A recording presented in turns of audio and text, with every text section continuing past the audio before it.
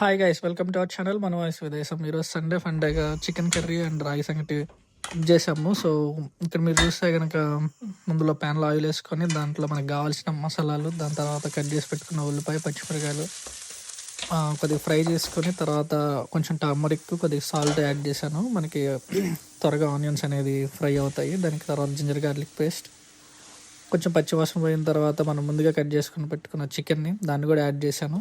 Once ఆ చికెన్లో నుంచి వాటర్ అన్ని బయటకు వచ్చిన తర్వాత దానికి కావాల్సిన చిల్లీ పౌడర్ వేసుకొని ఒక 5 minutes వరకు కుక్ చేసుకున్నా. దాని తర్వాత మనకి కావాల్సిన స్పైసెస్ ధనియా పౌడరు, జీరా పౌడరు, అట్లాగే చికెన్ మసాలా, గరం మసాలా. కొద్దిగా స్పైసీ తింటాం కాబట్టి నేను కొంచెం ఎక్కువగానే యాడ్ చేసుకున్నాను. తక్కువ తిరిగి కొద్దిగా తక్కువ వేసుకోవచ్చు. దాని తర్వాత ఒక 5 minutes కుక్ అయిన తర్వాత మెయిన్ కసూరి మేతి, అంటే మనకి డ్రై మెంతాకు అంటారు, అది.